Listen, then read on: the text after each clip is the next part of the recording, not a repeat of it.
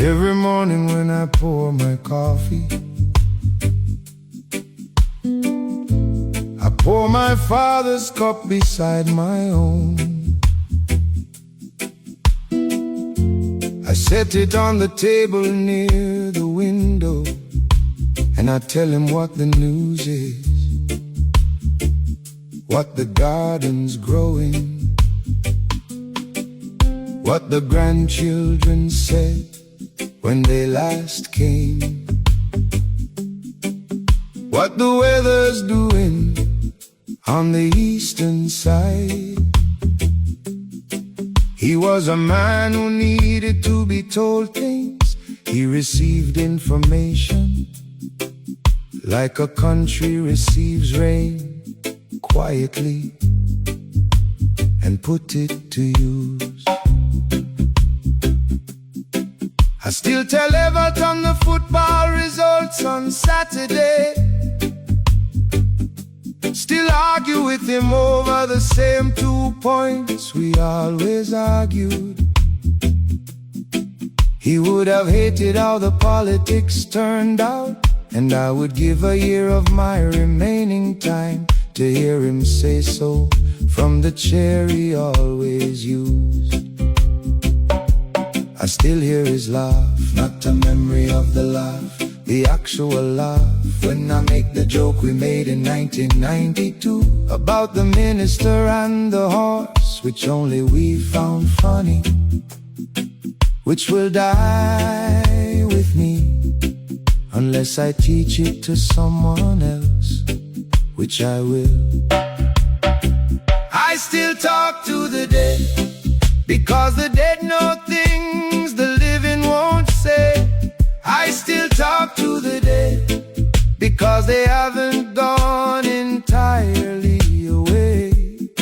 Some will say I'm grieving wrong, some will say I need to let them rest, but I still talk to the dead, and the dead talk back, not in voices, but in what comes next. Not in voices, but in what I choose next. My mother used to talk to her mother long after her mother had been gone for years. I was young and thought it was the loneliness of old women, the way they populated the quiet with the lost. But I understand it now as something else entirely. It is memory insisting on relationship. It is the refusal to accept that love ends at the grave, which it doesn't. It just changes its address. I still talk to the dead, because the dead know things the living won't say. I still talk to the dead, because they haven't gone entirely away. Some will say I'm grieving wrong, some will say I need to let them rest, but I still talk to the dead, and the dead talk back, not in voices, but in what comes next. Not in voices, but in what I choose next. There are cultures that set a place at the table. There are cultures that burn the letter at the graveside. There are cultures that speak the name every morning, so the name doesn't disappear into the unnamed. All of those cultures understood something that the modern world has tried to schedule away. The dead are not a problem to be processed. The dead are the people who built the ground you're standing on today. Good morning, Papa. Good morning, Everton. Good morning, Mama. The coffee's on, the garden is doing well, the grandchildren are loud. everything is continuing. I thought you'd wanna know.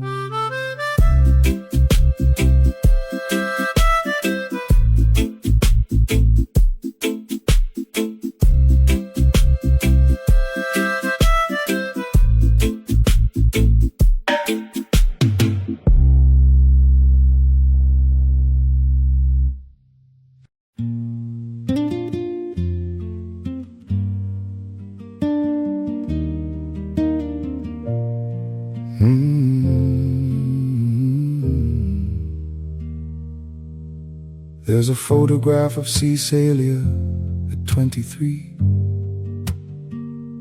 standing in the doorway of the house on Pembroke Lane. She's laughing at something just outside the frame. And I have been trying for 30 years to remember what I said. Her hair is pulled back in the way she only wore it on a Saturday. Her dress is the yellow one that went missing after the move.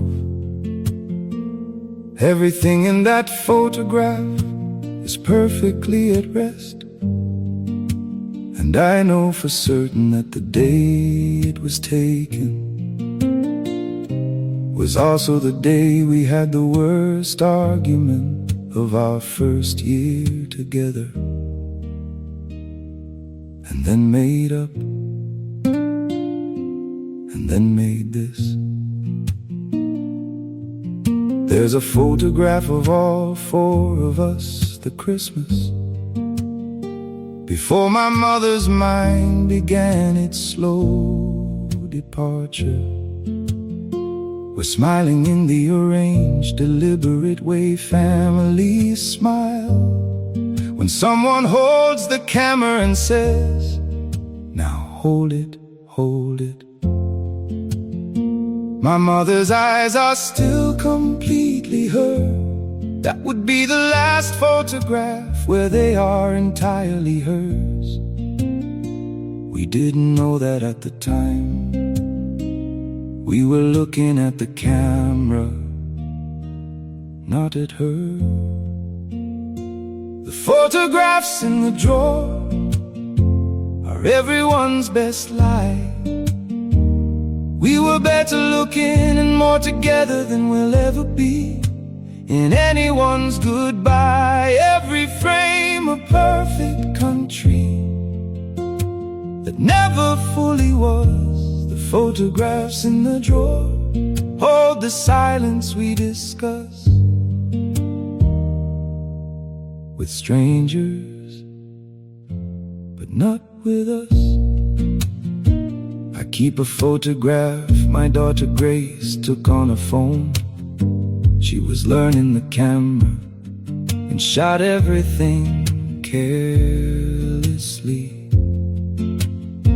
She took a picture of me at the kitchen table in the morning, unposed, unheld, unready for anyone's eyes. I have both cups of tea in front of me, and I'm looking out the window at the nothing in the yard, and the light is gray. And my face is a face I don't recognize as the one I wear inside. That is the truest photograph I have ever been in. Grace wanted to delete it, I asked her not to. That is the real one. That is the one I want at the end of everything. The photographs in the drawer are everyone's best lie. We were better looking and more together than we'll ever be in anyone's goodbye. Every frame a perfect country that never fully was. The photographs in the drawer hold the silence we discuss with strangers, but not with us. think I'd rather have the imperfect ones, the blurred ones, the closed-eye ones, the almost missed, the one where someone just woke up, the one where someone just wept, the ones that didn't turn a frame or a place on the mantelpiece. That's where the actual living was alive. Not in the held smile, not in the good light, not in the dress you only wore for occasions, but in the morning face, the uncurated light, the 2 cups of tea going cold together.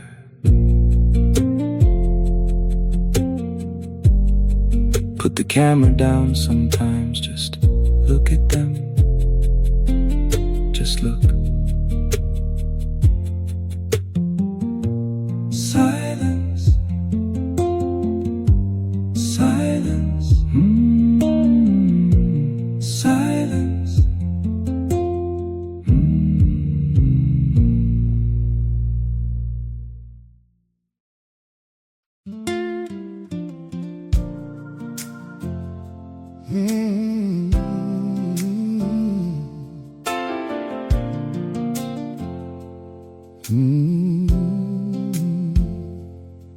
He left a watch that doesn't work and $300 in a tin, a Bible with his name inscribed and margins full of notes in red, a photograph from before the years had gotten to him properly, standing by a car he borrowed, wearing someone else's coat instead. He left a debt to Mr. Harvey on the eastern end of town that I paid without a question on the morning after the funeral, because he would have paid it, and the man he owed it to was older than the debt and didn't need to carry it a moment further. But he also left the particular way I hold a hammer, patience with the seed that takes its time to understand the soil, the way I scan the sky before I make a promise about the weather, the way I rise at 5 without an alarm. For 40 years of mornings, he left the habit of the last light check before I sleep, the window, then the door, then the stove, then the window again. He left me the belief that a job begun should be completed, even when completing it means staying in the rain. What my father left behind wasn't locked in any drawer. It was living in the muscle and the marrow at the core, in the way I face the morning, in the things I can't explain, in the way I look for his face, an old man on the street. What my father left behind is everything I became. I have a son named Marcus who was raised in a different world, who never met his grandfather, who knows the man by stories only. Marcus does a thing with his teacup before he lifts it to his mouth, turns it once, considers it, then drinks. I do the same thing, my father did the same thing. I never taught it to Marcus, nobody taught it to my father. It arrived from somewhere further back than any of us can name, and it will travel further forward than any of us will see. What my father left behind wasn't locked in any drawer. It was living in the muscle and the marrow at the core, in the way I face the morning, in the things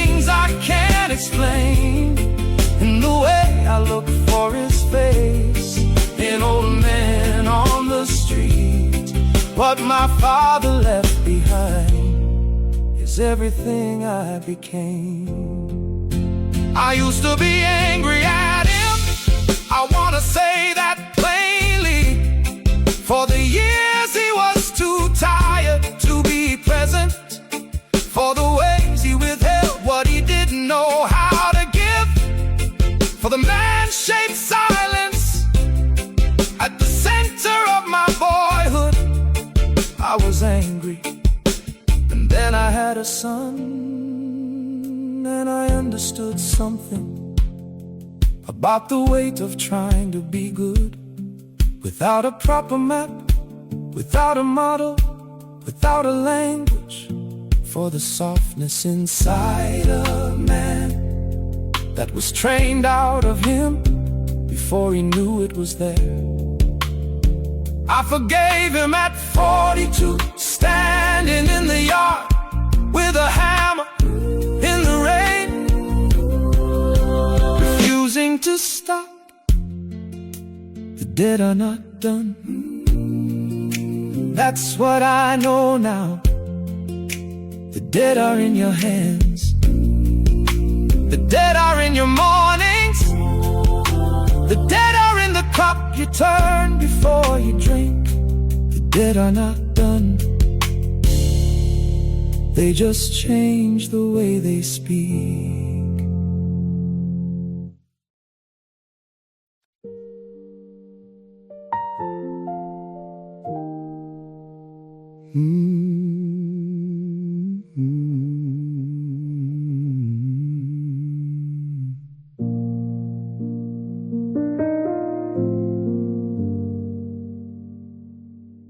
The morning that my youngest daughter left for university, I made 2 cups of tea by pure and thoughtless habit. Stood in the kitchen holding both of them, and laughed until the laughing turned to something else entirely. The cab had gone already. She'd already hugged me at the gate, already said, "Daddy, I'll call you when I land." And I had said, "Travel safe," which is the everything we say when we cannot manage what we actually want to understand. The house had voices in it for 30 consecutive years. The argument of children, someone running on the stairs, the smell of breakfast at 7, someone always in the bathroom, someone always needing something, someone always there. Then just the clock, the kitchen clock, just the clock, just that particular sound, which I had never in 30 years been able to hear above the ordinary noise of what we'd built. The day the house fell silent, I didn't know what silence awaited. I thought I understood the meaning of alone, but I had never been so unafraid, and so afraid. In the same exact moment, standing in the wreckage of all the noise I'd spent years praying would stop. The day the house fell silent, I finally heard myself for the first time, and some of what I heard I had forgotten how to love. Cecilia came home from the market in the afternoon. She found me still standing in the kitchen, still with the 2 cups cold by then. She didn't say a word. She washed the extra cup, put it back, made 2 new ones, set them both down on the table. We sat across from one another in the quiet, and that was the most married we had ever been. without a child between us, filling up the space. We had to look at one another properly for the first time in years. Cecilia used to say that noise is just love, looking for a place to land. I sat in that kitchen and I understood her finally, with cold tea in my still 2-cup hands. And when the silence broke, it was just the clock and the two of us, and enough years behind us to begin again. The day the house fell silent, I didn't know what silence await. I thought I understood the meaning of alone, but I had never been so unafraid, and so afraid. In the same exact moment, the day the house fell silent, something that had been asleep in me for years opened both its eyes.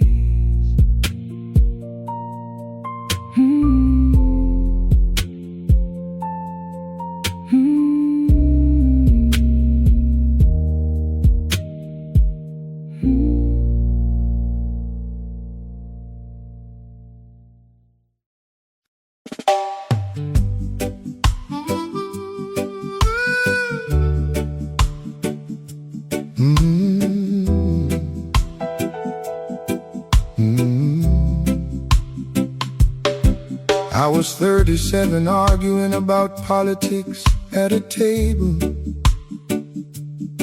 full of men who'd all be ghosts before I turned 55. We were so certain, Lord, so loud, so permanent, like we had signed some contract guaranteeing us a life. The arguments I can't remember anymore, the men I can. Franklin's laugh, Desmond's way of slapping the table when he thought he'd won. Gone now, all of them, and I'm the only one who still remembers what we argued.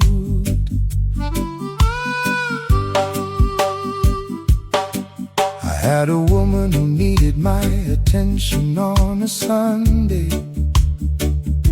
She asked me once, she asked me twice, she stopped asking after 3. I gave the Sunday to a football match and a bottle of stout, and told myself she understood because she loved me. She lives in England now with a man who makes her tea without being asked, who looks up from the television when she speaks. I've got Sundays now, Lord, I've got plenty of Sundays now, and they are the longest days I've ever had to keep. Nobody handed me a calendar and said, circle the days you're spending on what won't last. Nobody showed me a photograph of who I'd become when the future finally settled with my past. Nobody sat me down and said, listen, every day you're somewhere else is a day you'll want returned. I had to arrive at 60 to receive that lesson, and by then there was nothing left to learn it from. Nobody told me time was running, running, running like a river to the sea. Nobody said it would go this fast. Nobody said the end would come as memory. I thought I had until forever. I thought the clock would wait upon my side. Nobody told me time was running till the day I had no more of it to ride. My youngest daughter Grace was 4 years old. On a Christmas morning, and she wanted me to carry her to the window to see the frost that was unusual that year. I said, wait, let me finish this one thing. By the time I'd finished, she had found her own way to the window and climbed up by herself. She's 28 now, and she finds her own way to most things. I am proud of that, I am. But sometimes I think about that window and the man who said, wait. Nobody told me time was running, running, running like a river to the sea. Nobody said it would go this fast. Nobody said the end would come as memory. I thought I had until forever. I thought the clock would wait upon my side. Nobody told me time was running, till the day I had no more of it to ride. If I could find the version of myself at 30, sitting at that table, loud and certain, I would not give him wisdom, he wouldn't take it. I would just sit beside him very quietly and put my hand on his arm and say nothing, just slow down, not yet. Not yet. The river doesn't ask permission, it just goes. And you can stand beside it angry, or you can watch it go. I watched it go, I watched it go.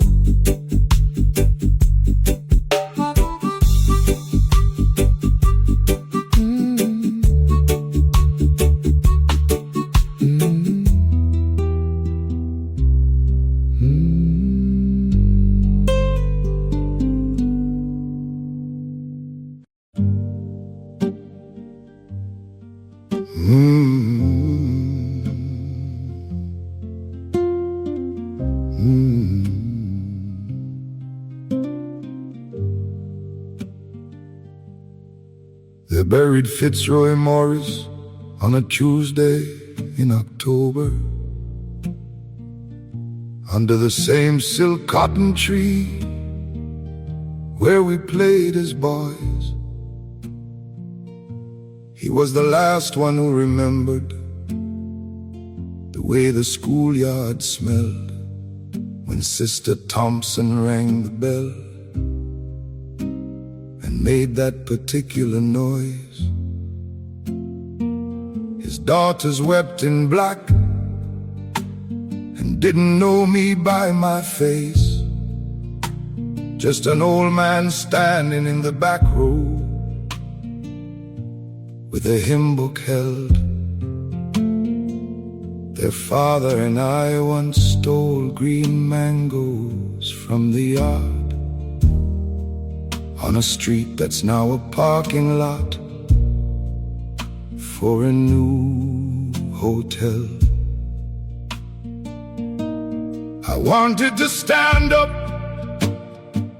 during the remembrance and tell them things the eulogy had failed to say, that Fitzroy Morris once carried me 3 miles on his back when I turned my ankle on a Saturday,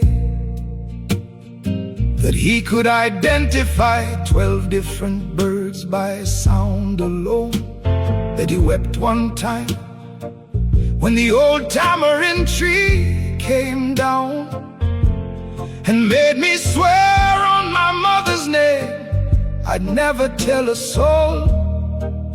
I kept that oath for 47 years until today. today. I am the last man from my childhood now, the last one who remembers how we were. No one living knows our secret names, the rivers that we crossed, the oaths we swore. I carry all of them inside me, like a church that no one enters anymore. I am the last man from my childhood, and I feel the cold draft coming through that door. There were 7 of us once on that stretch of road by name: Fitzroy, Desmond, Owen, Franklin, Carl, and me and Clive. Clive went first in 79, the car was going too fast. Owen went to Canada, and we let the letters die. Franklin made it to 50 before the sugar took him. Desmond and Carl went within 3 months of one another, and Carl's wife said he stopped eating after Desmond, the way some men do when they've buried enough of their brothers. I wanted to say, Fitzroy Morris built his first kite from a sugar bag and 2 sticks, and it flew. It actually flew. He stood in the middle of that field with his arms raised up, and he laughed like nothing in his life would ever not work out.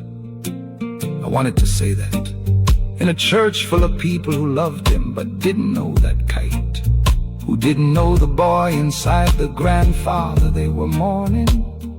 He deserved to have that voice spoken of in daylight.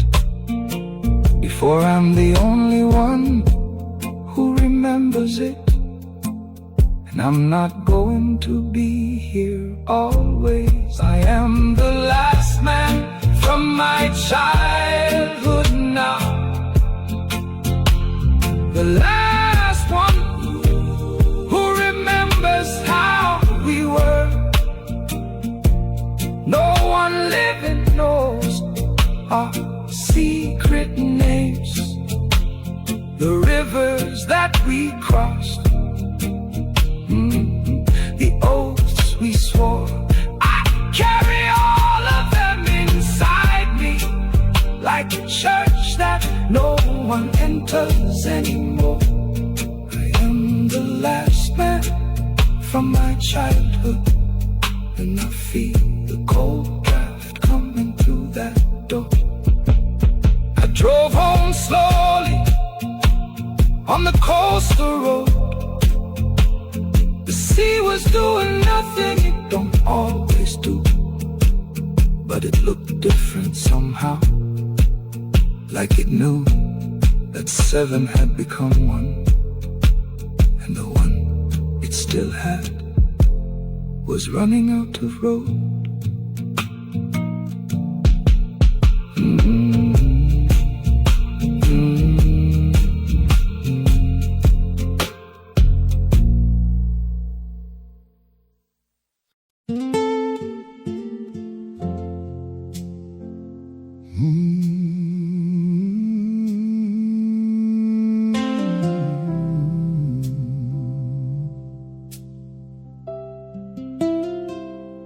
She rose before the roosters, in the gray before the morning, boiled water on a kerosene flame without a second thought, set bread on the table for 4 children and a husband who came and went like weather, bringing less than what we are. She pressed her dress the night before for Sunday morning service. Same dress for 7 years, but pressed like it was always new. She taught us that the body you present to God God on Sunday was the body you were building with every ordinary thing you do. The landlord raised the rent the year the hurricane came through. Took the mango tree she planted when she was 17. She replanted it the following March without a word of mourning. Said a tree doesn't ask permission to grow again, you see. My father left for England in the winter. I turned 7, sent money twice a year like distant weather systems do. She told us he was working, told us he was coming. I don't know if she believed that, but we needed her too. She never said she was tired, she never named the weight. She stitched her whole life into fabric. She gave us everything and never tallied what was late, what was owed, what was never given back. My mother never complained, never said the road was long. Just woke up every morning and invented reasons to go on. She carried what she carried in a body that was small. My mother never complained, but Lord, we should have known, we should have known what silence cost it all. She sang while she was working, always hymns and always soft, like music was a private conversation with someone above.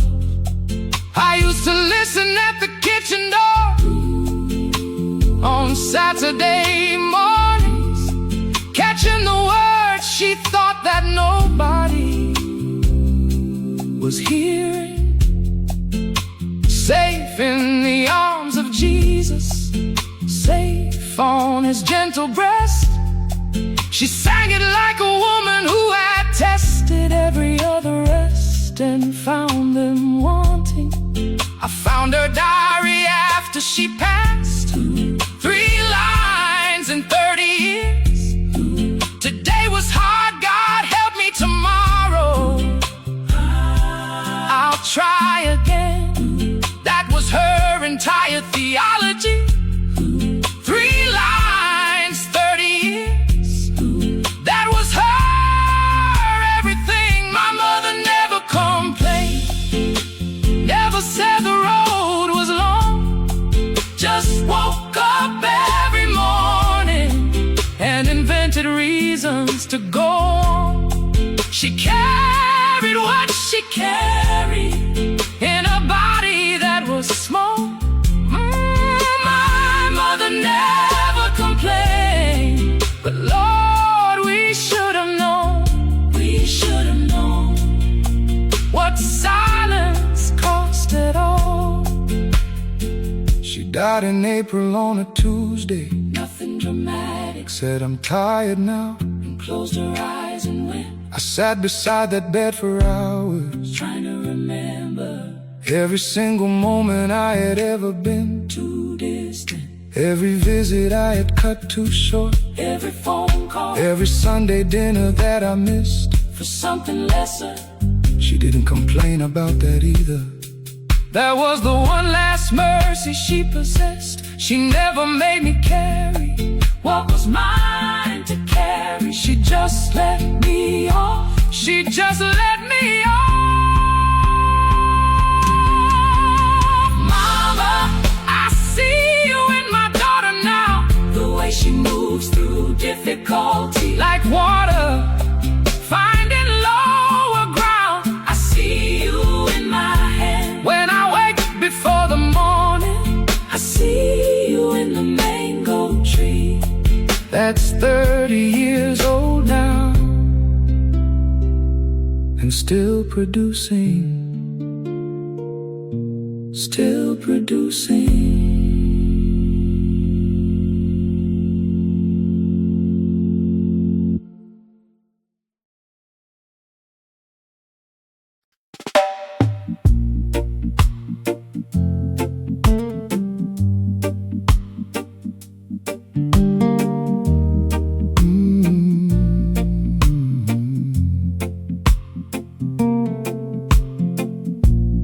Came into this record angry at a God who wouldn't speak.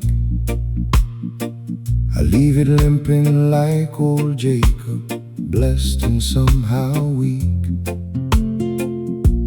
I never got my answer, never saw the burning sky, but something held me through the dark and wouldn't let me lie down and die. Call it amazing grace, amazing grace, the holding I can't trace it, Lord. Not a proof and not a sign, just a hand that stayed in mine. Through the dark, I'll call it amazing grace. So if you're somewhere doubting, friend, and the heaven over you is dumb, don't you let the smug ones tell you that your wrestling makes you numb. The ones who fought the hardest are the ones who hold the most, and the doubt that keeps on praying is a closer thing to host. I don't have it figured out, I just made my peace with doubt, and the peace I won't pretend was the grace that held the end. So call it amazing grace, amazing grace that got me to this place, this far, Lord. Not certain but not alone, limping, blessed and almost home. Through it all, amazing grace.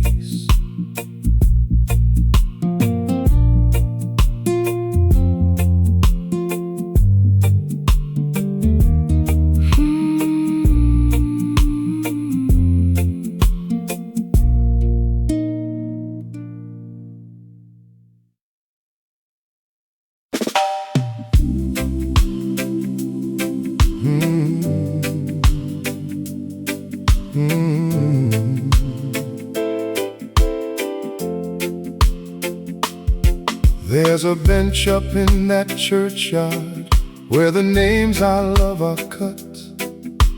Joseph and my mother Esther and my father quiet shut. I used to read those stones and ask if any of it's true. Now I read them like a promise that I'm walking toward them too. Will the circle be unbroken? Be unbroken. By and by, Lord, by and by. By and by. I can't prove the other side, but I've decided to abide in the hope that love don't die.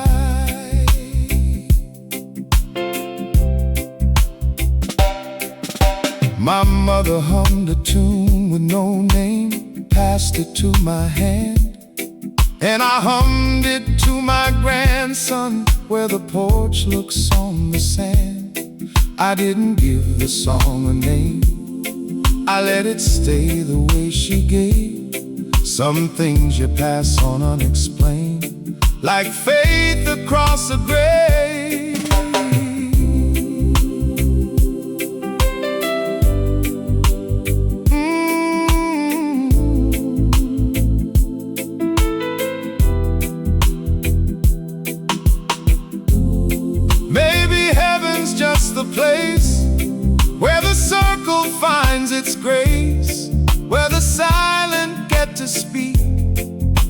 strong get to be weak?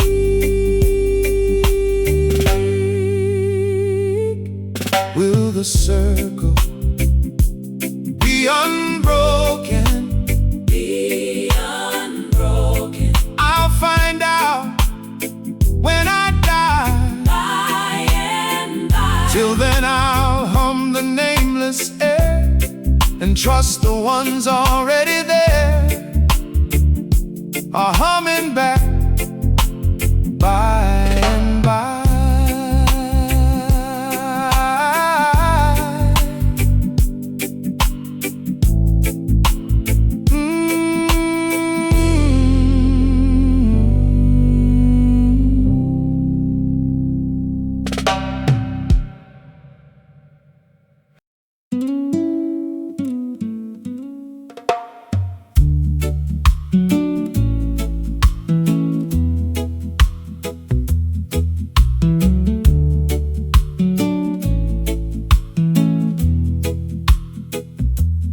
Went on down to the river the way I have 1,000 times,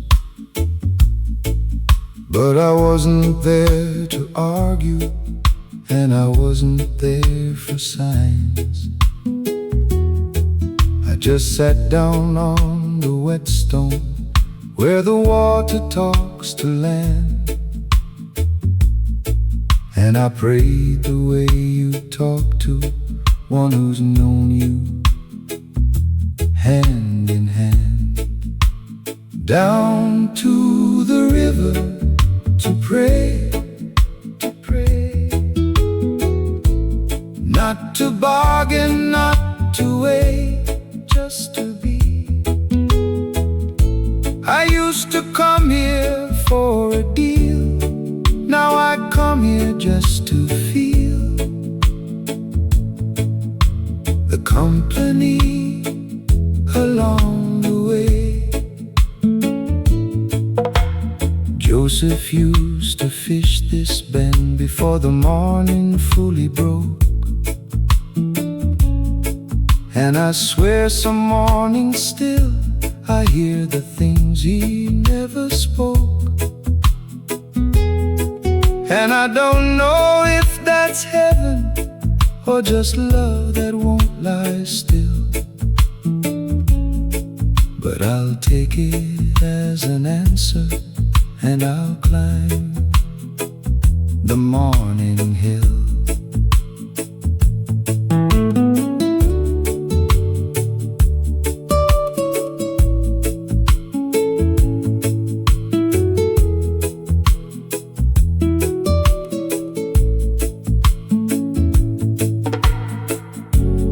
Prayer's not asking anymore,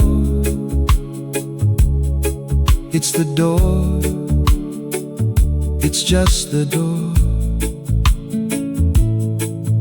left open while I do my day.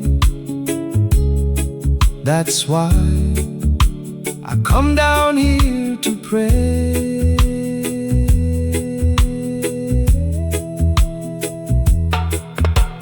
Down to the river to pray, I'll be back here either way, every dawn. Not for proof and not for gold, just to sit here getting old with the one who never went away.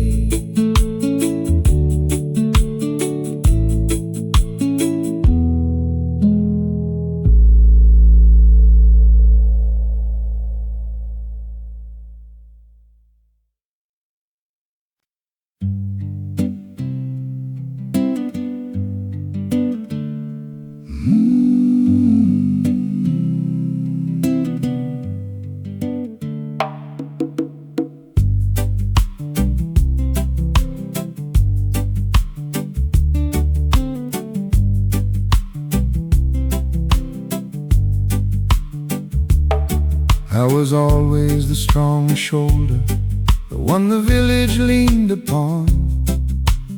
man who fixed the broken net and stayed when others gone.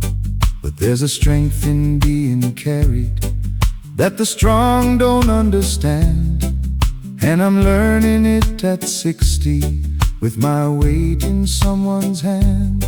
Lean on me, the old voice said. Lean on me. You don't carry this alone. Not alone. I leaned on ivy, leaned on prayer, leaned on something in the air, and for once I let the leaning be my home. The God I fought all season turned out not to be a wall, but a shoulder I'd been too proud to lean against it all. So I put my whole tired weight down, all the doubt and all the years, and the shoulder didn't argue, didn't vanish, didn't sneer.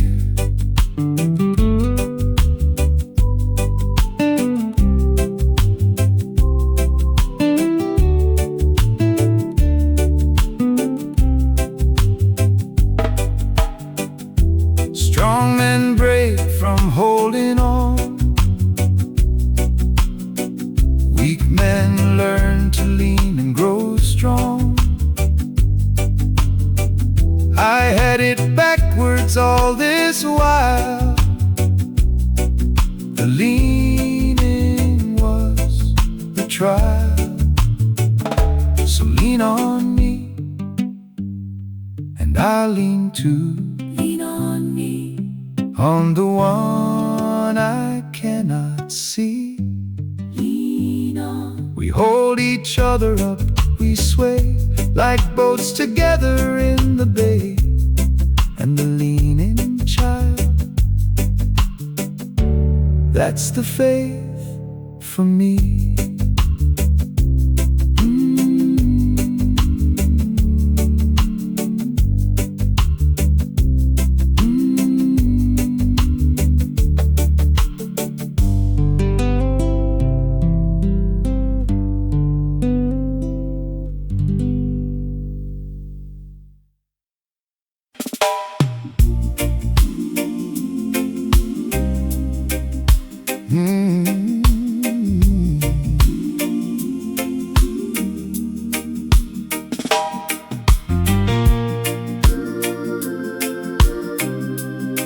Whoa, yeah.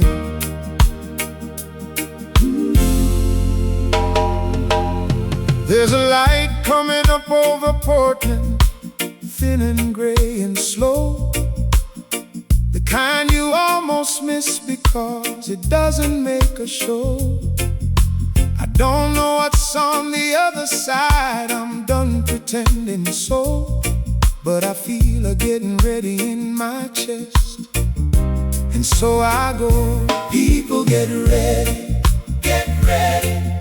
Not cause we know the way, Not cause we know. but cause the dark gave way to gray. And gray's the promise of the day. People get ready anyway. I called my doubt my companion through the longest of the night, and now I won't deny her, but I'll walk her toward the light. Cause faith was never certainty, I had that part all wrong. Faith's just getting up and walking when you can't yet see the dawn.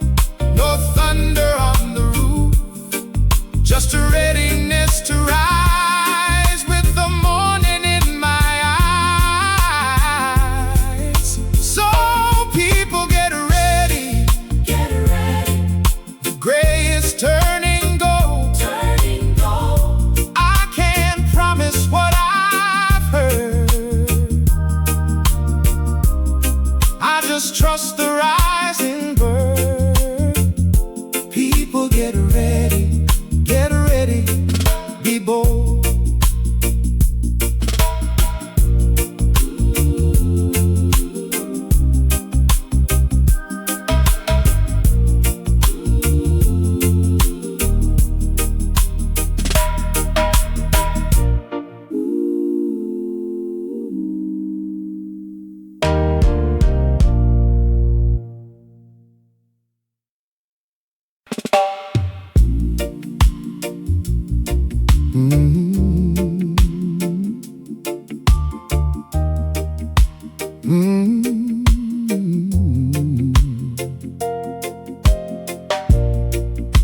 I stopped demanding miracles.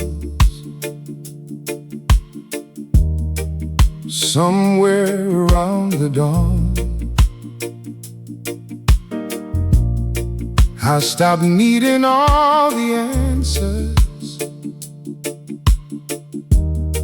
I just need you not be gone. When the sky is dark above me and the sea won't show its floor, I don't ask for understanding, I just ask you at the door. Stand by me, stand by me. That's all I'm asking now. Stay near. Not a sign, not a key, not a reason I can see.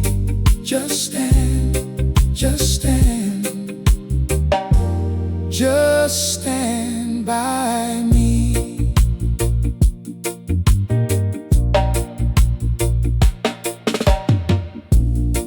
Ivy stands beside me silent, and I've learned what standing means. It's the love that don't explain itself,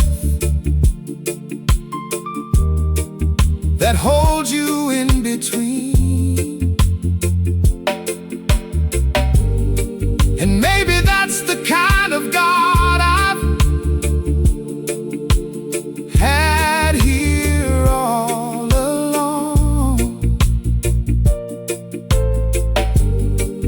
The kind that doesn't answer, but has never once been gone.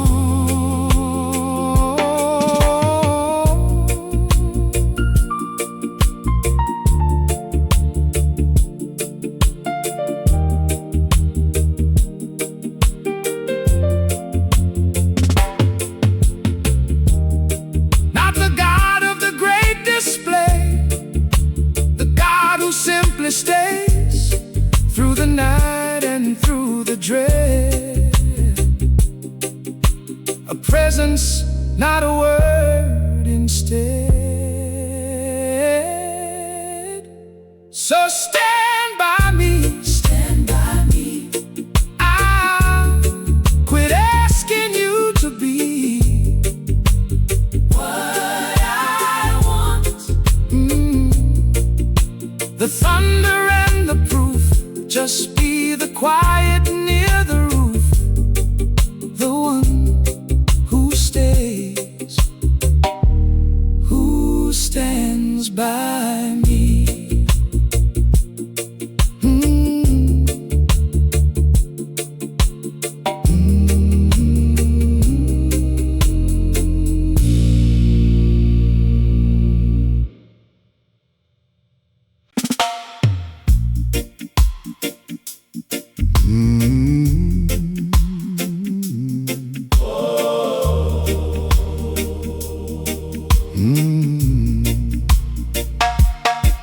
There's a story about a man who fought a stranger through the dark, held him by the river till the morning left its mark, and the stranger begged for letting go, as soon as they come round.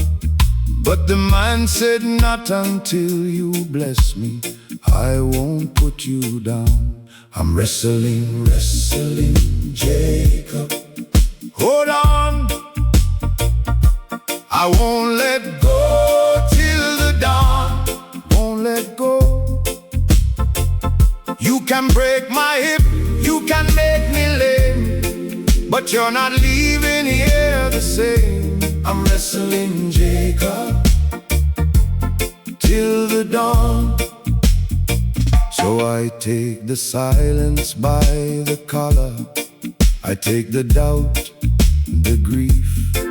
I tell my unseen wrestler, I'm not asking for relief.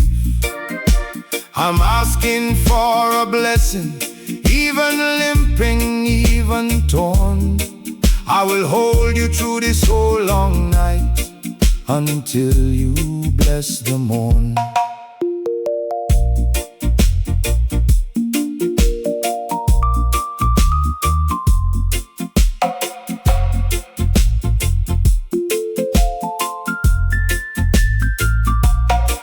And the blessing when it came was a wound and a new name. He walked out crooked, walked out blessed.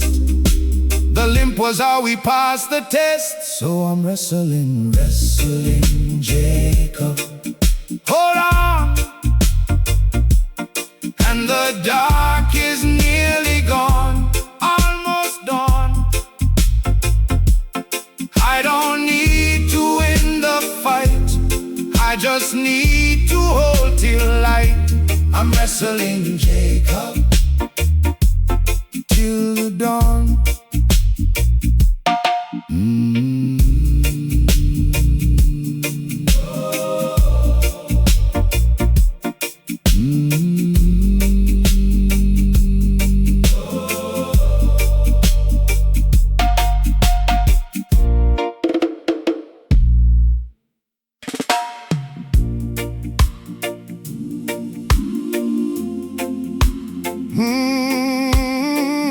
Yeah.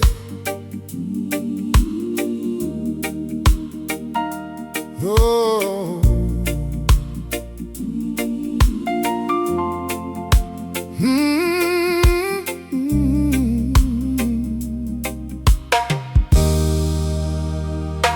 You said you'd be the bridge for me when the water rose too high. You said you lay your own self down, you put it in the sky.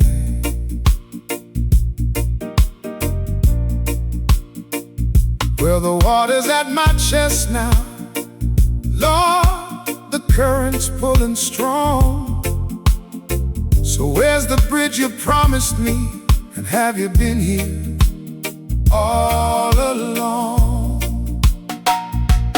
Be a bridge over this troubled water, troubled water. I'm not too proud to plead.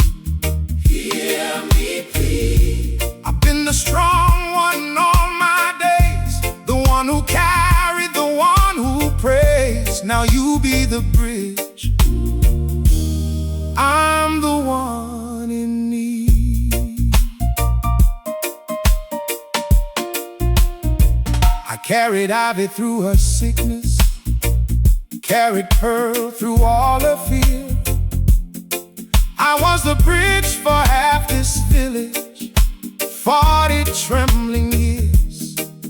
But a bridge gets tired of holding, a bridge wants crossing too. So I'm standing in the flood tonight and hollering for you.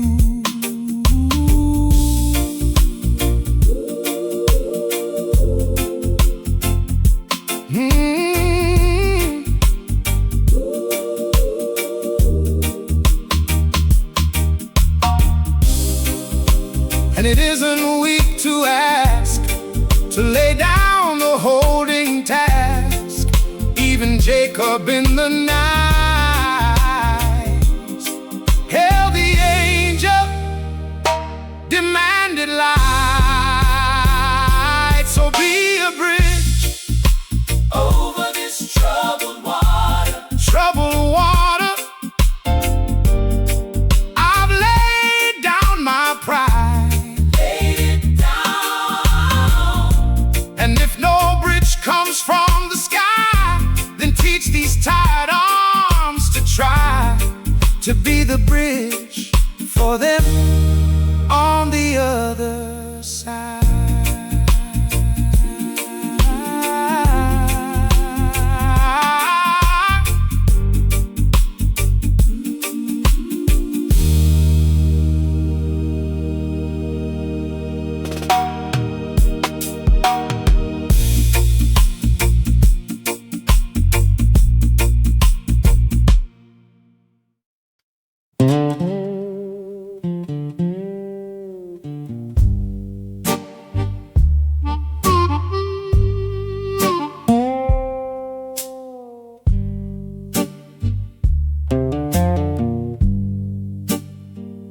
I read the one old Bible till the spine gave way and split. I've climbed the inland mountain where the clouds come down and sit. I've fasted and I've shouted, I've gone quiet as a storm. And every road I traveled brought me back here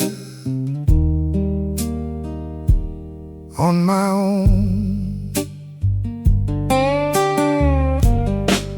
And I still haven't found it. Still searching. The thing I'm looking for. Looking lost. I've knocked on every door, and I'm hungrier than before. No, I still haven't found what I'm looking for.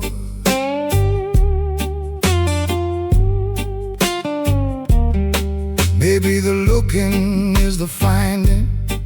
Maybe seekers never land. Maybe God's the kind of treasure you hold open in your hand. 'Cause the man who says he's certain stopped walking long ago. And I'd rather keep on searching than to settle, claiming no.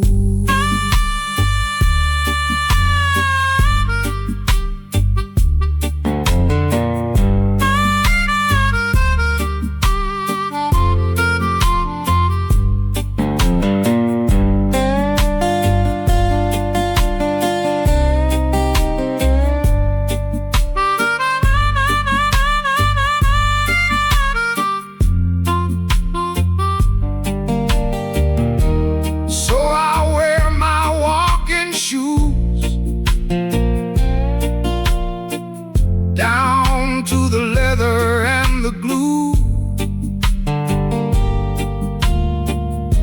and call the searching itself a prayer. The proof that I still care, 'cause I still haven't found it. Still searching. But the searching keeps me sure. Keeps me lost. A restless reaching pull is closer than the smoking shore. No, I still haven't found what I'm looking for.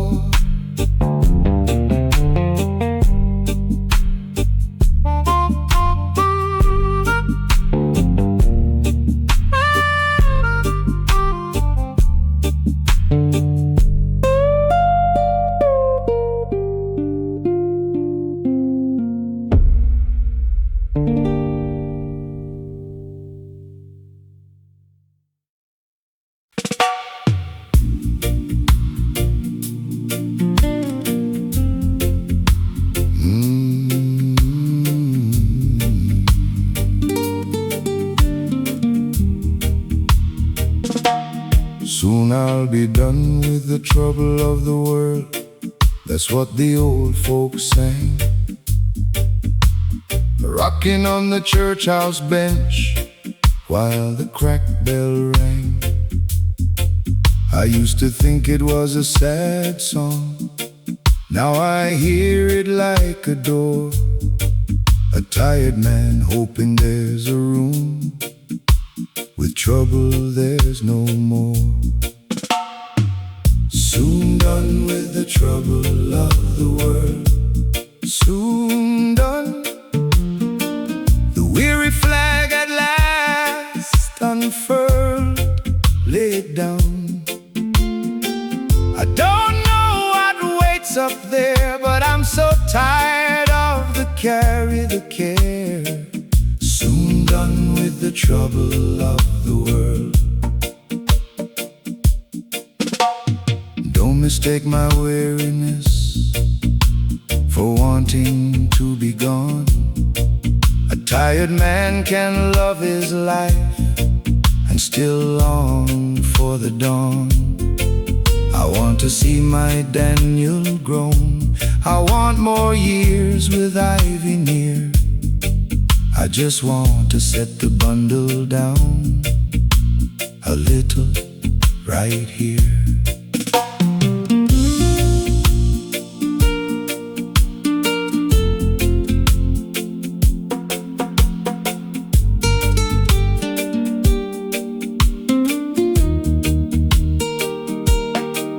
And the strange thing about rest is it finds the most distressed when you stop trying to be strong and admit the road is long. Soon done with the trouble of the world. Soon done, but not today, not yet, my girl, not yet. I'll set it down to catch my breath, then shoulder it again. What's left? Not yet done with the trouble of the world.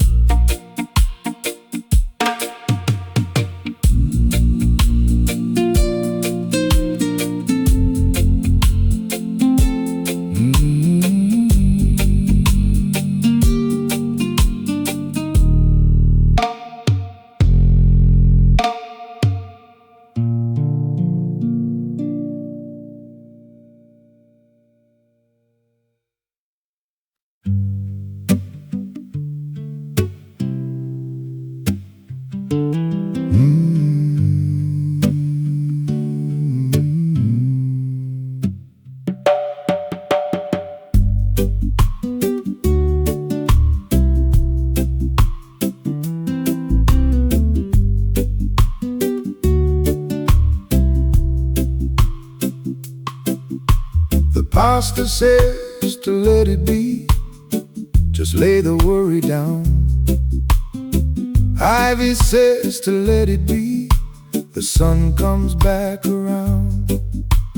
Pearl says, Daddy, let it be, you've carried it too long.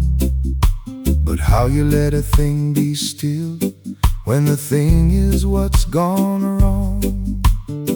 They tell me let it be, let it be, but peace don't come that easy to me. No, it don't. I'm not made to just release. I have to wrestle for my peace before I ever learn to let it be. There's a kind of letting go that's giving up and walking out the door, and a kind that's holding on so long your fingers can't no more. I'm trying to learn the second kind, the holding till you're spent, the surrender at the bottom that the easy folk don't get.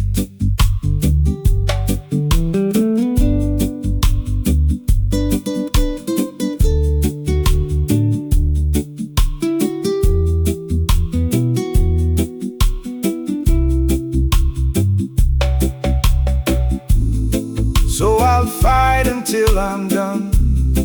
Not because the fight is won, but because a man like me has to earn his way to let it be. And then I'll let it be. Let it be. When I've squeezed it dry, I'll set it free. Set it free. Not the lazy way they meant, but the way a tired man is bent at the very end to let it be.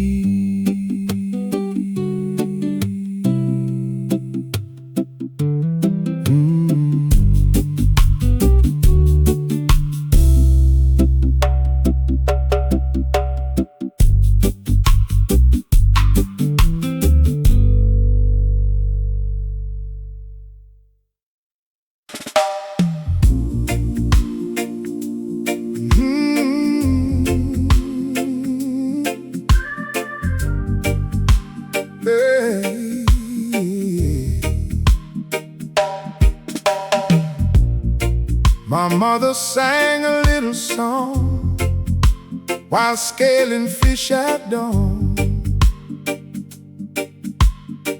about a watching God who counts the sparrows on the lawn. She had a hard hand and a soft hum, and a faith too plain to break, and I believed her every word. For my believing mother's sake, they say his eye is on the sparrow, so his eye is on me, watching me. Then tell me why this little bird feels so unseen, feels so unheard. Is his eye still on the sparrow, on me? I'm not asking for a kingdom, I'm not asking to be spared. I'm just asking in the dark of it if anybody's there. 'Cause it's one thing to be suffering and another to be alone. And my mother's God feels far tonight, gone quiet, gone, gone, gone.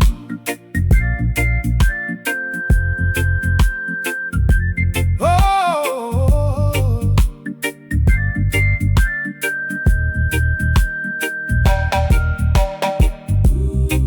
but I find I'm humming still that small tune against my will, and a song you can't put down might be the watching all around. Maybe his eye is on the sparrow, in a way I cannot see. Maybe the humming in my chest that won't let go, that won't let rest. Is the eye still on the sparrow, on me?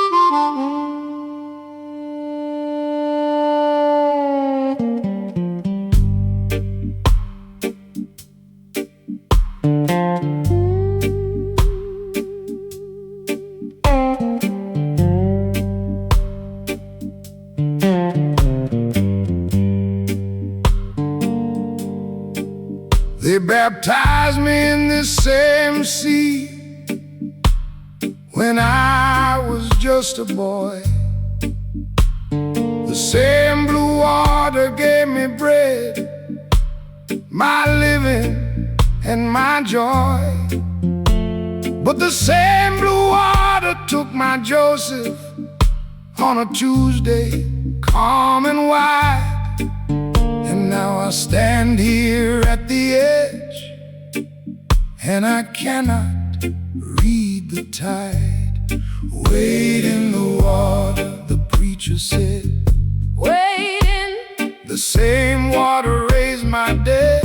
Oh, wade. How do I trust the hand that gives, the same hand by which a man don't live? Wade in the water, but my feet are lead. God is in the giving and the taking. That's the part that's hard to hold. That the sea that fed my children is the grave my friend grew cold. I don't get to keep the blessing and refuse the bill it brings. The water is the water, and I love the awful thing.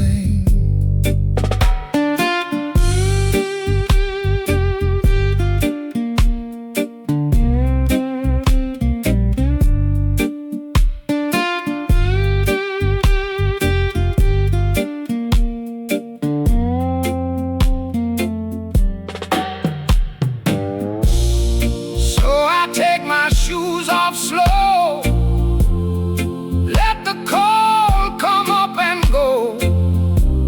The same wave that takes a man will hold a child up in its hand.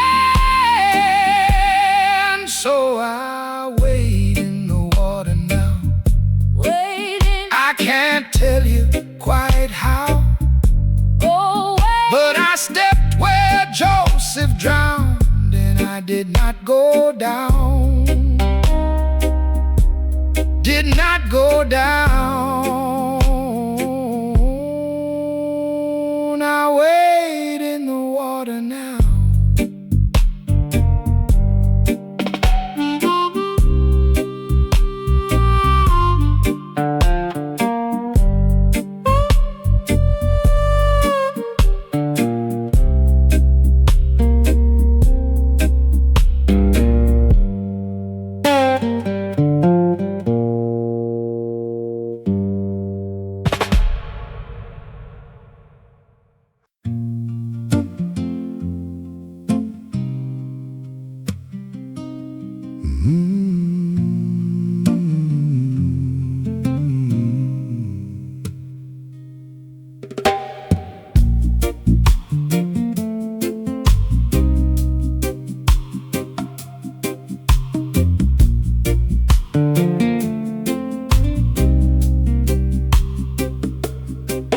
There's a heaviness that settles like the damp before the rain.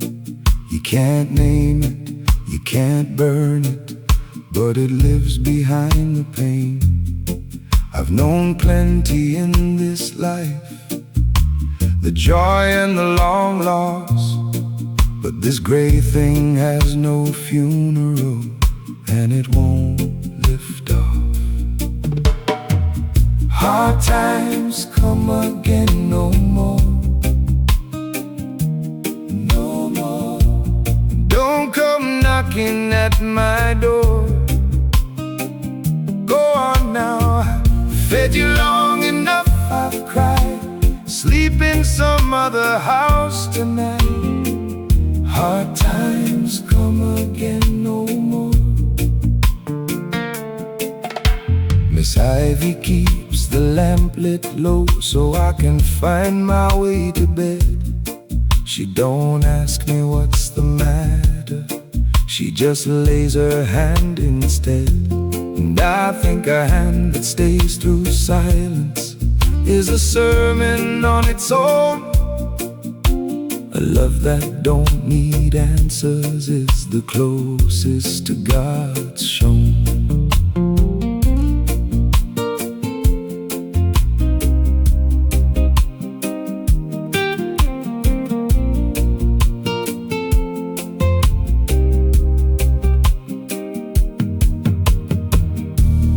Even the longest rain runs out of gray to drain.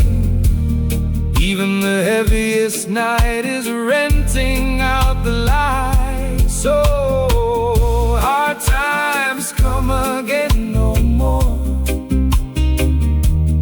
No more. I'm sweeping you out my door. Go on, and if you must come back to stay, you'll find I learned to live anyway. Hard times come again no more.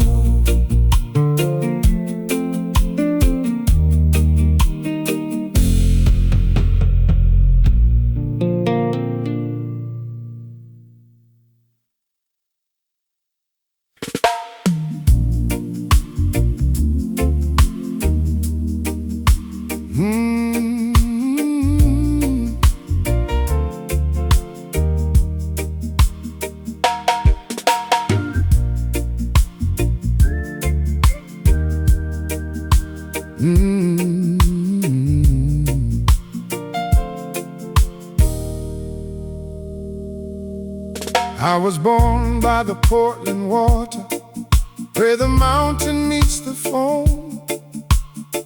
Worked my whole life with these two hands and never owned a home.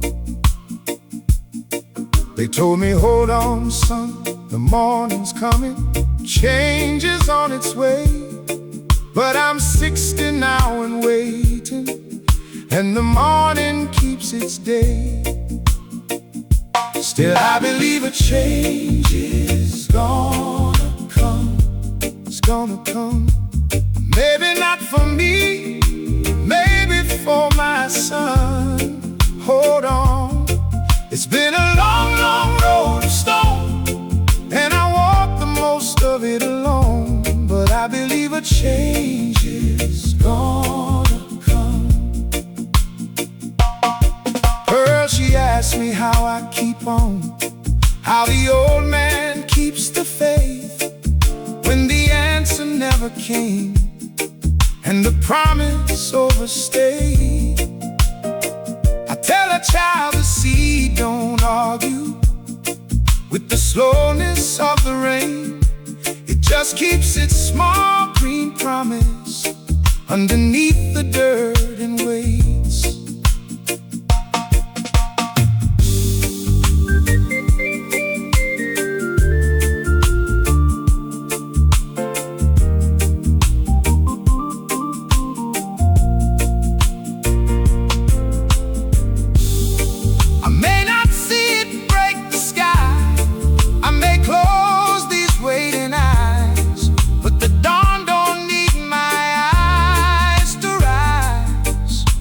Change comes by and by, so I believe a change is gonna come. It's gonna come for Daniel, for the ones not yet become. Hold on, I'll plant it though I never see the shade it grows for them, not me. But I believe a change is gonna.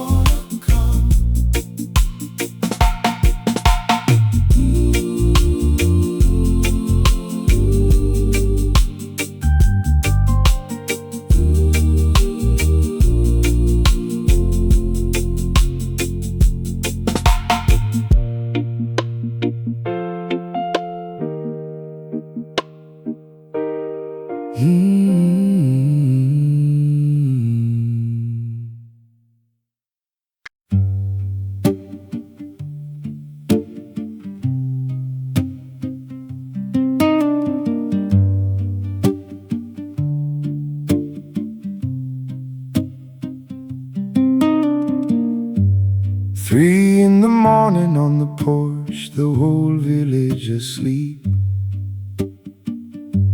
I asked the dark 100 things, the dark just kept them deep.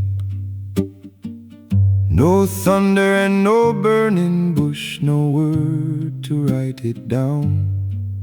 Just the sea against the rocks, and the sound of no sound. And the silence, it was loud, so loud, louder than the praying crowd. Oh Lord, I came to hear you call my name. All I heard was the same, the same. The sound of silence loud.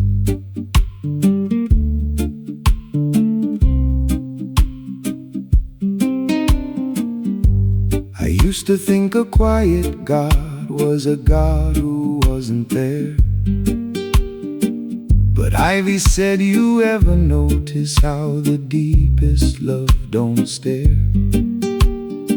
Sometimes a man who truly loves you sits and says no word at all, like my father in his chair, like a shadow on the wall.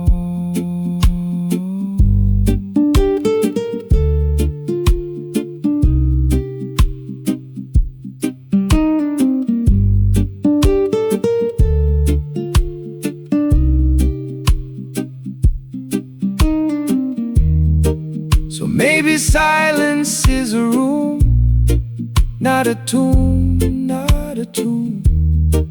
Maybe he been sitting here, quiet as my father's chair. And the silence, it grew kind, so kind. Quiet settling on my mind. Oh Lord, I stopped begging for the noise, and I listened past the voice to the sound of silence kind.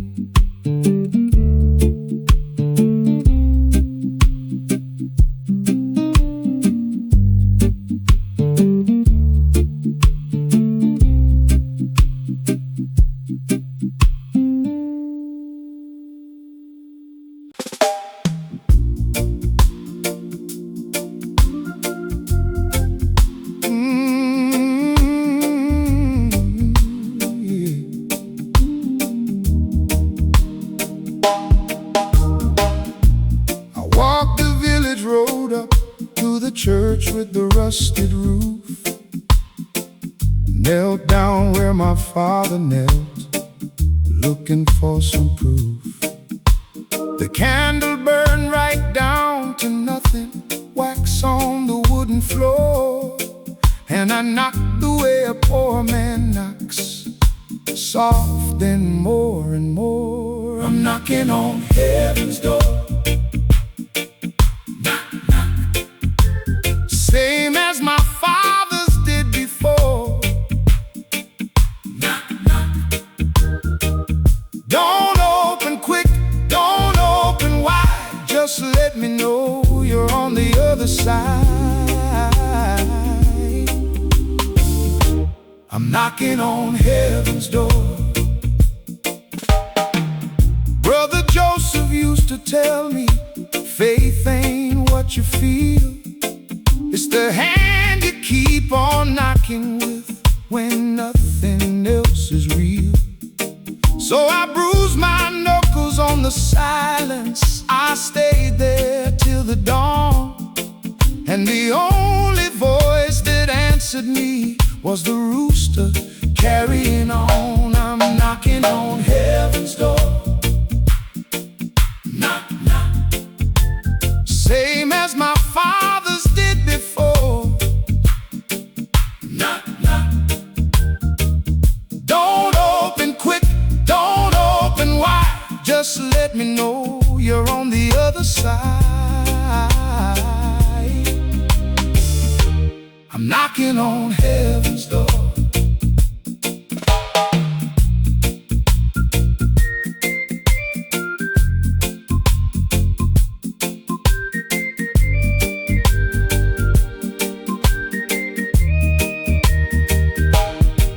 A closed door is still a door. That means there's something more. Behind the wood, behind the night, I keep knocking for the light. So I'm knocking on heaven's door. Knock, knock. I'll knock until my hands are sore. Knock, knock. And if it open, if it stay, I'll be the man who knocked anyway. Knocking on heaven's door.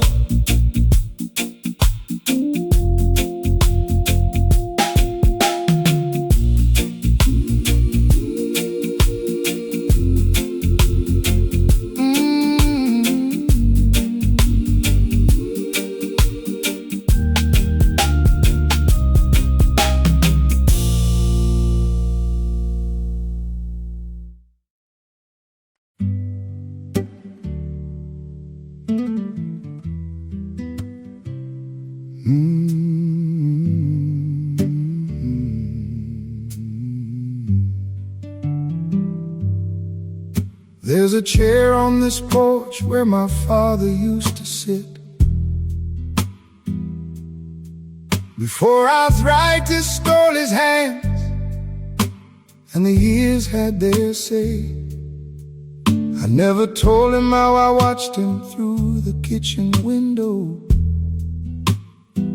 studying every line that the sun had carved into his face. He was a quiet man, the way the ocean is quiet. When you're standing far enough from shore that you can't hear the waves. I thought I had more time to ask him what he prayed for. I thought silence was a gift and not a thing I'd grieve. My wife Cecilia keeps a letter in the Bible. She wrote it to her mother who had been gone 20 years. I found it once by accident and put it back exactly. Some truths belong to the one who had the courage to be clear. And I have letters of my own I never finished, addressed to people who have gone ahead of me to rest. The paper's yellow now, the ink is barely visible, like the feeling underneath, still there but compressed. We carry what we cannot name, the weight of unspoken things, the grace we meant to deliver, the praise we meant to bring. Lord, what do the living owe the dead, and do the dead forgive?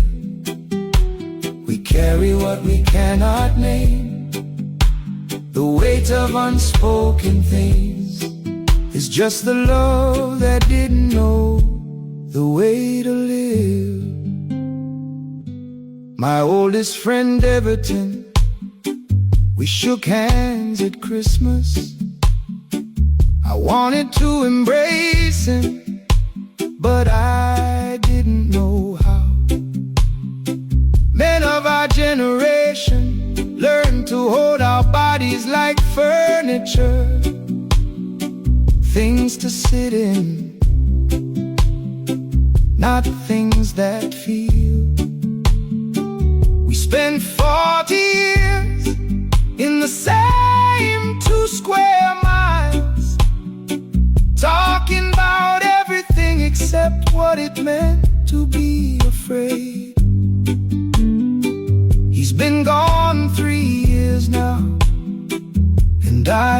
back to saying what I should have said while we were sitting in this shade. We carry what we cannot name, the weight of unspoken things, the grace we meant to deliver, the praise we meant to bring. Lord, what do the living owe the dead? And do the dead forgive?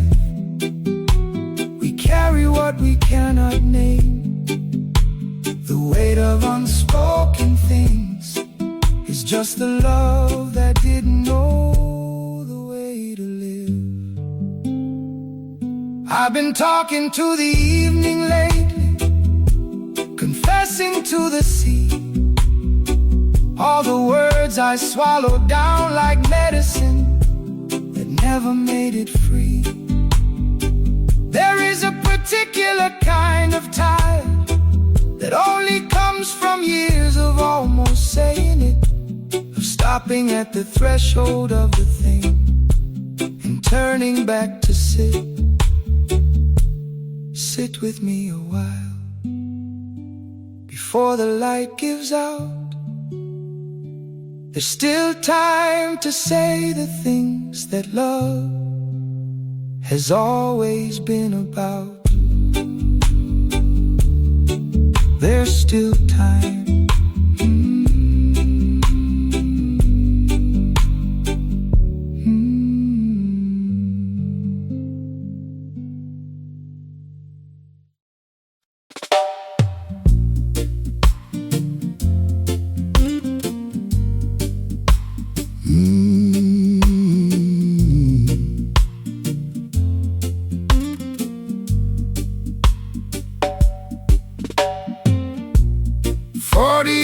I read the water like a face,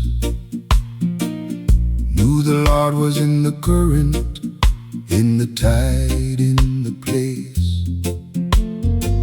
Then one great Portland morning, the nets came up with stone, and I called him by his name and stood there all alone.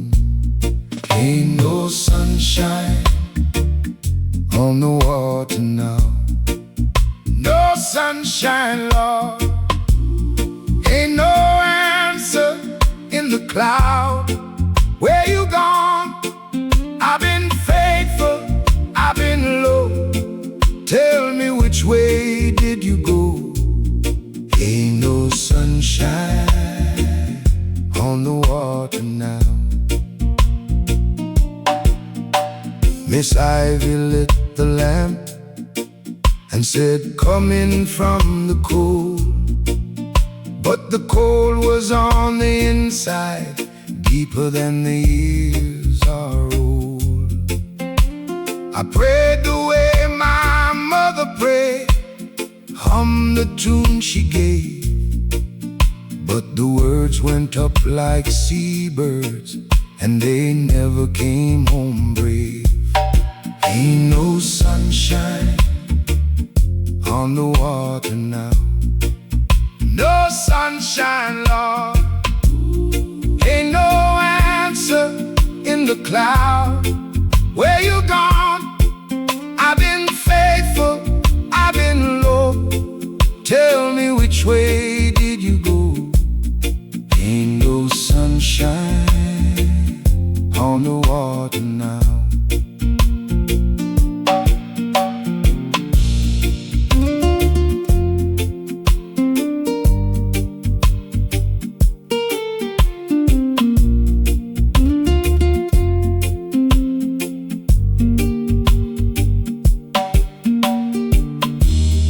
Maybe doubt is just a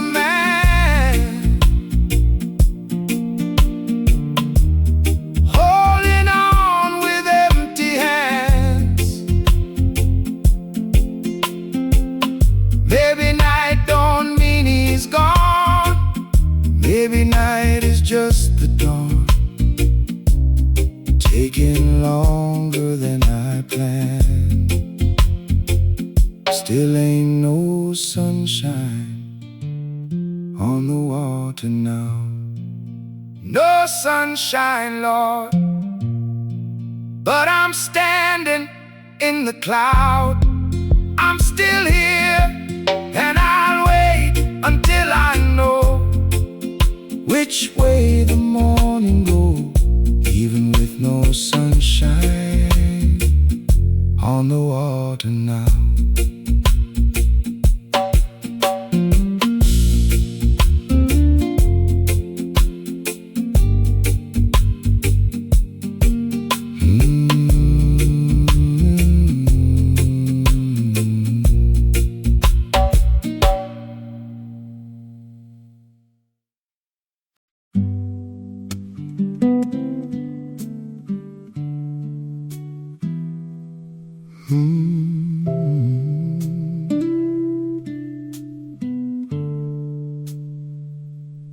I didn't find peace. I want to be honest about this. It didn't come because I was wise or because I worked for it. It came to me the way the morning comes, without announcement. Not because I deserved it, just because enough time had finally passed for something to stop requiring my suffering.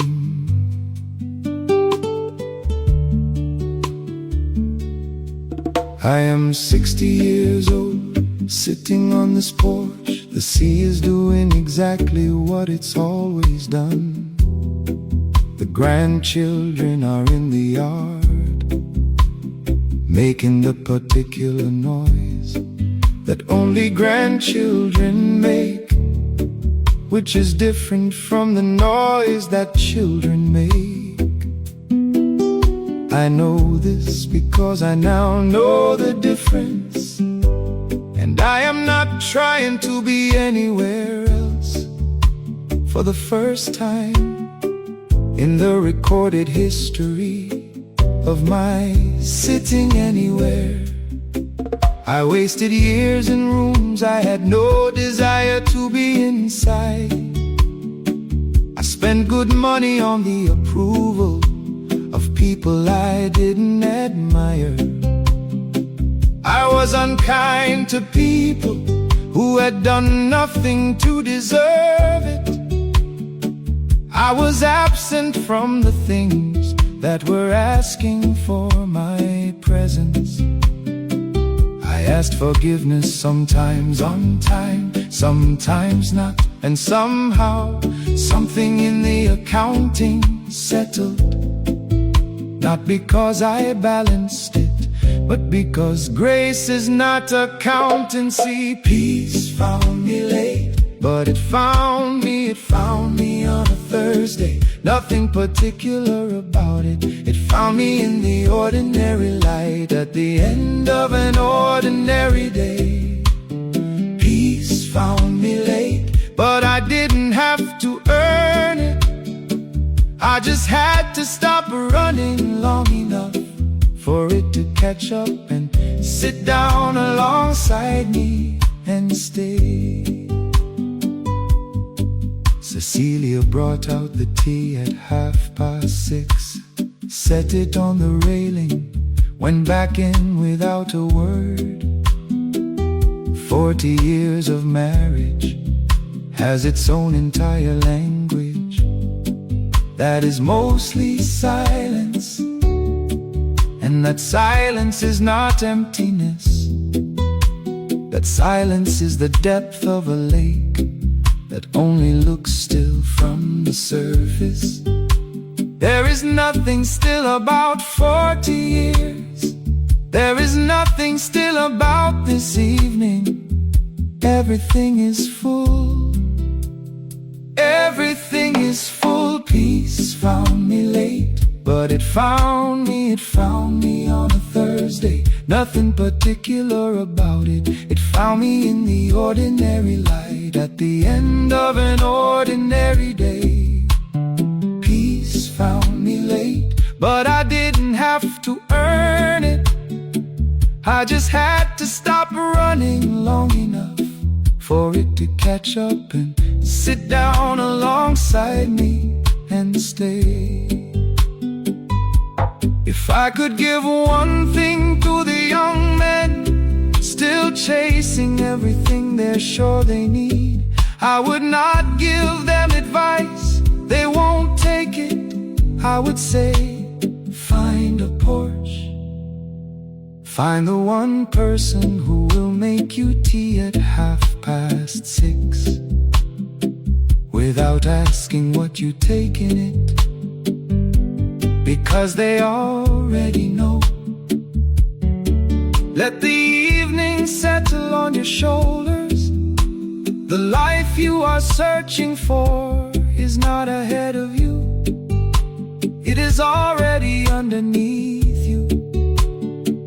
It has been waiting, it is patient, it is not in a hurry, it is here. Peace found me late, but it found me on a Thursday. Nothing particular about it, it found me in the ordinary light at the end of an ordinary day. Peace found me late, but I didn't have to earn it. I just had to stop running long enough for it to catch up and sit down alongside me and stay. The sea is still out there, the sea is still out there. The mango tree is still alive. The children of my children will have children, and the story will find a way to survive. I am not afraid, I am not afraid, I am not afraid tonight.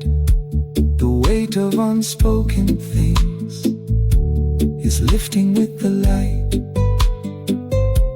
is lifting with the light.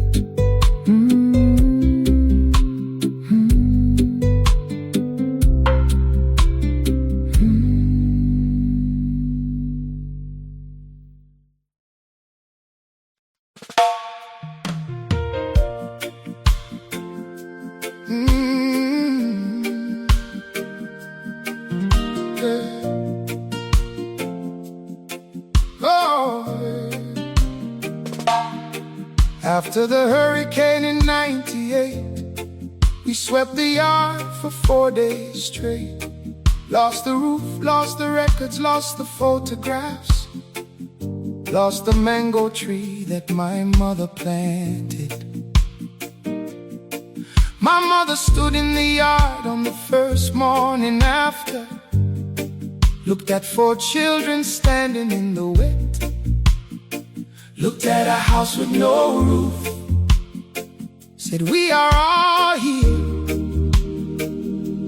and walked inside and picked up a broom.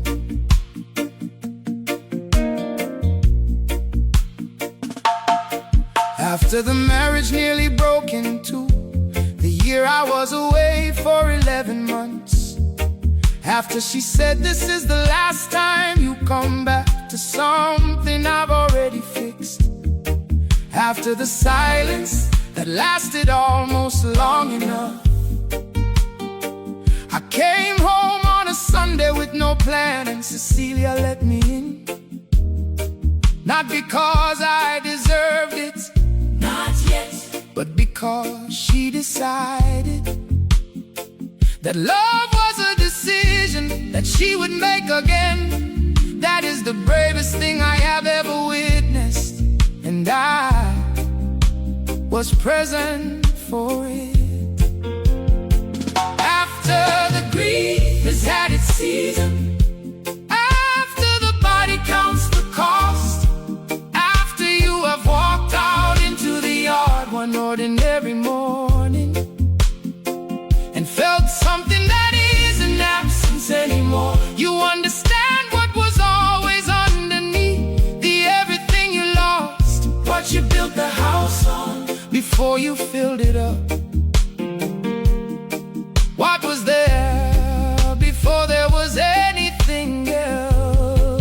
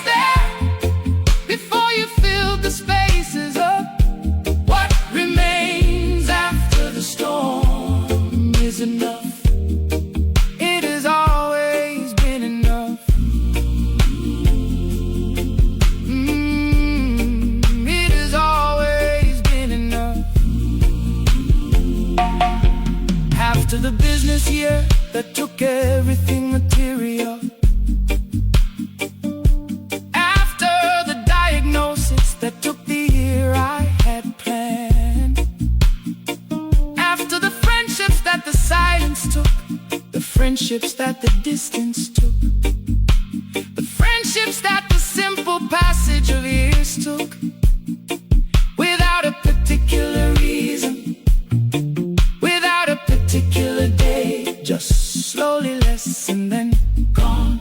After all of it, what remained was Cecilia and Marcus and Grace and Marcia and this Paul and this sea and this evening light, which was here before I was and will be here long after.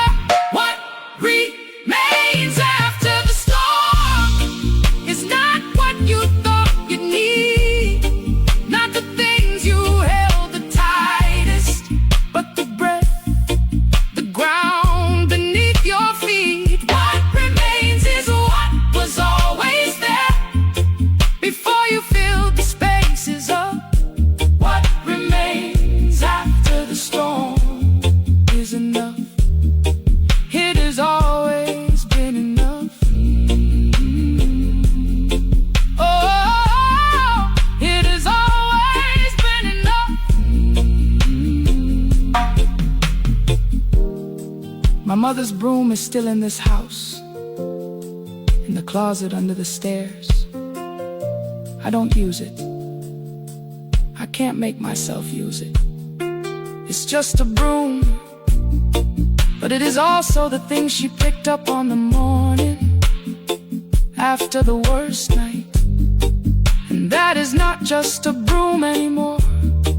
That is everything. That is the whole argument for continuing. We are all still here.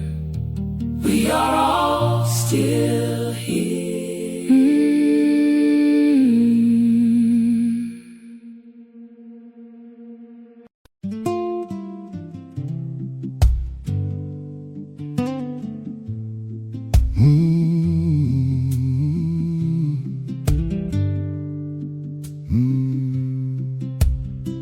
My mother started losing things in the last few years.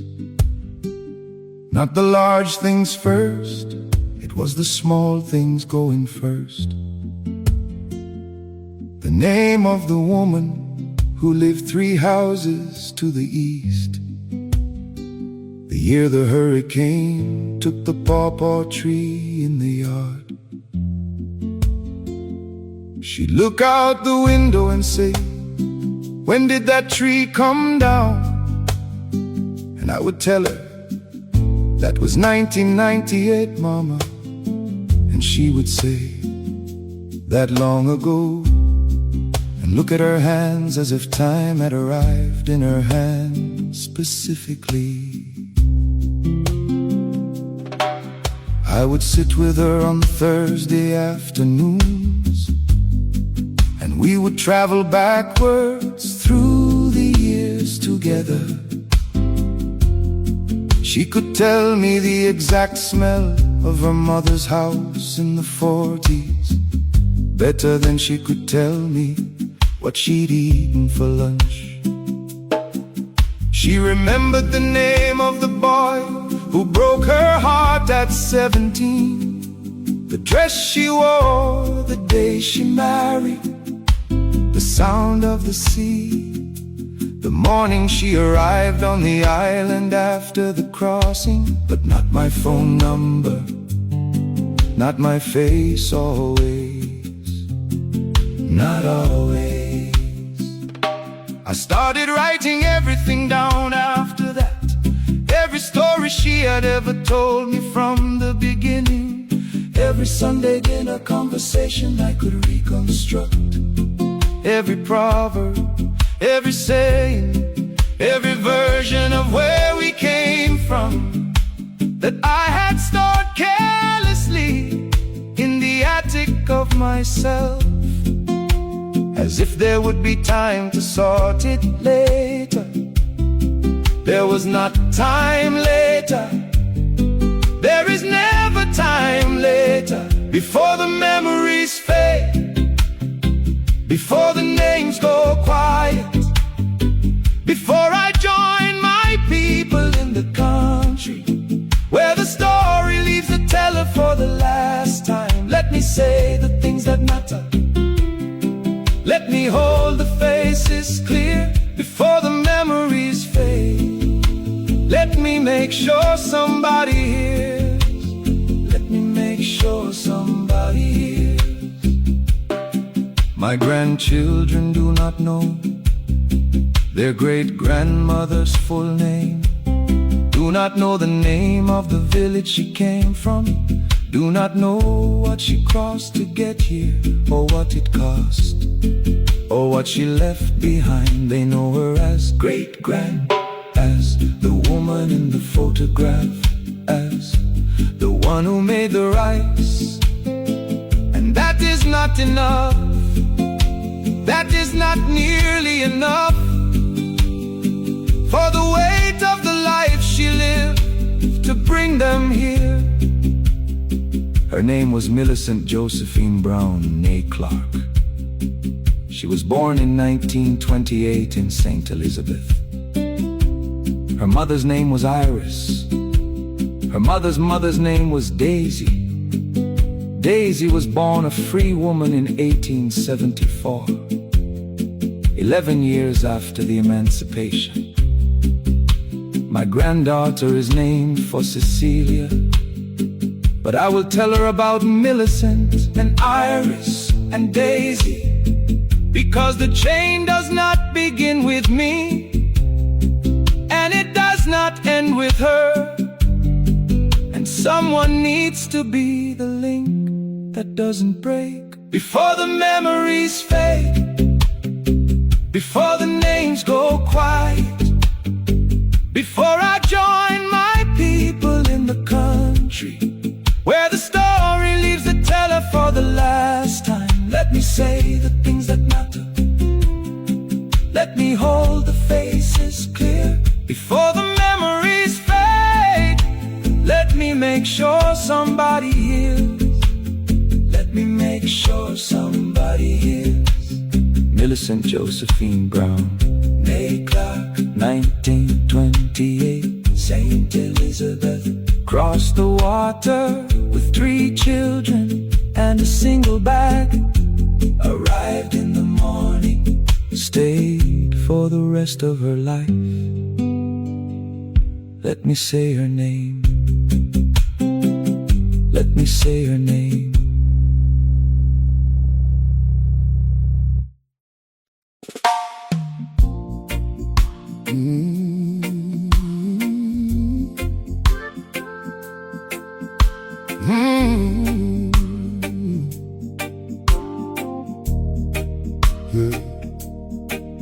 The year I made enough money to feel like I was winning. I was away from home for 11 months straight. Cecilia planted a garden in my absence. By the time I returned, it had a whole language I didn't speak. She knew the names of every plant, and when they wanted water, she'd made something out of the yard I'd always meant to fix. I stood there in my good shoes, feeling very far from everything that had grown while I was acquiring things that couldn't grow. My daughter Marcia had her first bad heartbreak in November.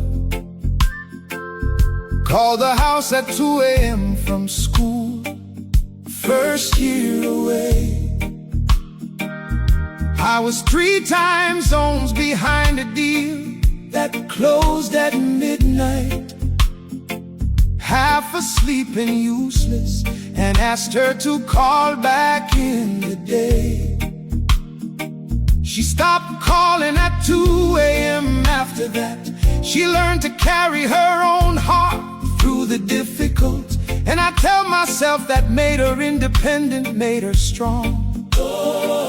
But there's a difference between strong and made to carry what a father should have held. And I have known that difference for 20 years, and I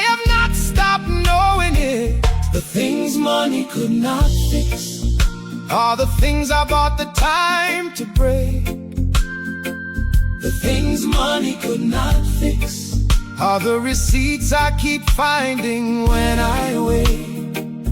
Every comfort I purchased, every comfort I built, the things money could not fix are the compound interest on the guilt that I am still paying. Still paying. I miss the school play, the hospital scare, the argument that Cecilia won alone at 3 a.m. while I was elsewhere. I came home to decisions already made, to rooms already arranged, to systems already in place. The family had learned to work without the part I was supposed to be, and that worked fine. And that is a sentence that should never apply to a father that worked fine without him. That worked fine. Things money could not fix All the things I bought the time to break. the things money could not fix All the receipts I keep finding when I wait. Every comfort I purchase, every comfort I built, the things money could not fix are the compound interest on the guilt that I am still paying. Still paying. I wanna be careful here, because regret without change is just performance. And I did change, slowly, badly, too late in some ways. But I changed. I came home and I stayed home. I learned the names of the plants. I started answering at 2 a.m. I said I'm sorry, not once, more than once. Not as a transaction, but as a practice. And Marcia eventually answered, and Cecilia eventually let me in the garden. And Marcus saw me and thought, I will not be this part of him. And he isn't. And that is my greatest achievement, a son who corrected me by watching me and deciding differently. The things money could not fix are fixed sometimes by time, are fixed sometimes by nothing, are fixed sometimes by showing up late, but showing up.